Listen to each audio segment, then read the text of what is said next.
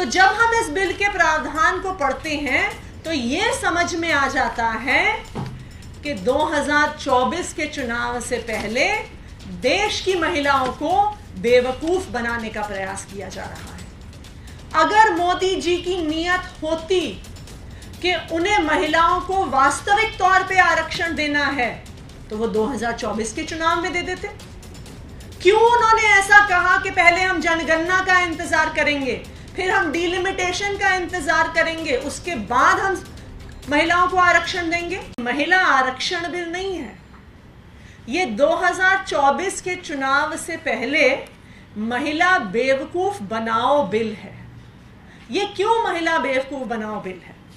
क्योंकि जब आप इस बिल के प्रावधानों को पढ़ेंगे तो जो इस बिल का सेक्शन 5 है,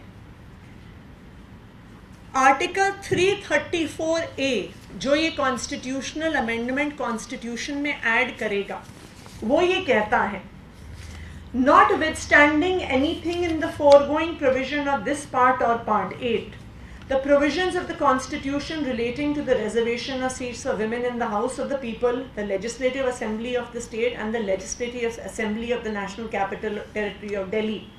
और अब इसका अगला हिस्सा ध्यान से सुनिए। Shall come into effect after an exercise of delimitation is undertaken for this purpose after the relevant figures for the first census taken after the commencement of the Constitution Amendment Act 2023 have been published. इसका क्या मतलब हुआ? इसका ये मतलब हुआ कि 2024 के चुनाव में महिलाओं को आरक्षण नहीं मिलने वाला है।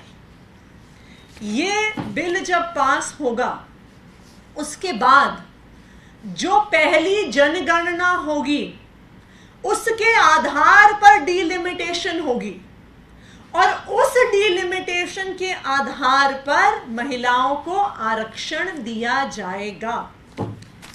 टाइम पीरियड के अर्थ में इसका क्या मतलब है? अगर हम एक सिंपल सा गणित करें तो जनगणना होने में कम से कम 1 साल का समय लगता है। उसके बाद डिलिमिटेशन की प्रक्रिया शुरू होगी। एमसीडी जैसे छोटे चुनाव की डिलिमिटेशन करने में 6 महीने का समय लग गया इलेक्शन कमीशन को। तो जब पूरे देश की डिलिमिटेशन होनी होगी तो 1 साल 2 साल का समय आराम से किसी भी डिलिमिटेशन कमीशन को लग सकता है। वैसे भी कॉन्स्टिट्यूशन के अनुसार जो 91st अमेंडमेंट हुआ था उसके अनुसार 2026 से पहले नेशनल लेवल पर डिलिमिटेशन हो ही नहीं सकता।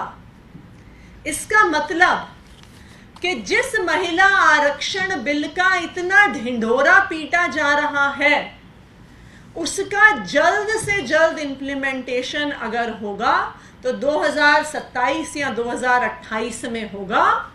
ये 2024 में होने वाला नहीं है। तो जब हम इस बिल के प्रावधान को पढ़ते हैं तो ये समझ में आ जाता है कि 2024 के चुनाव से पहले देश की महिलाओं को बेवकूफ बनाने का प्रयास किया जा रहा है। अगर मोदी जी की नीयत होती कि उन्हें महिलाओं को वास्तविक तौर पे आरक्षण देना है तो वो 2024 के चुनाव में दे देते। क्यों उन्होंने ऐसा कहा कि पहले हम जनगणना का इंतजार करेंगे, फिर हम डिलिमिटेशन का इंतजार करेंगे, उसके बाद हम महिलाओं को आरक्षण देंगे? वो आज जितनी सीटें हैं, जो अभी 543 सीट्स हैं, उसमें 1/3 आरक्षण क्यों नहीं दे सकते हैं?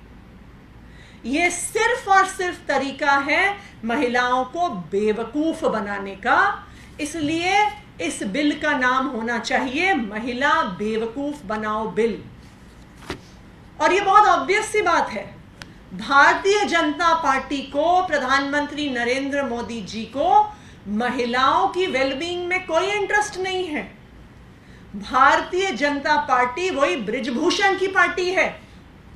भारतीय जनता पार्टी महिला विरोधी पार्टी है। लेकिन क्योंकि अब लोकसभा का चुनाव आ रहा है और इनको वोट मांगने जाना है, इसलिए महिलाओं को बेवकूफ बनाने का प्रयास किया जा रहा है।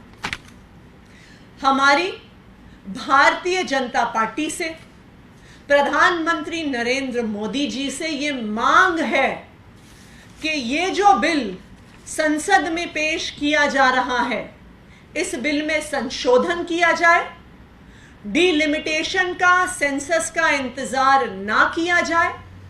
और आम आदमी पार्टी ये मांग करती है कि महिलाओं का आरक्षण 2024 के ही चुनाव से किया जाए। धन्यवाद।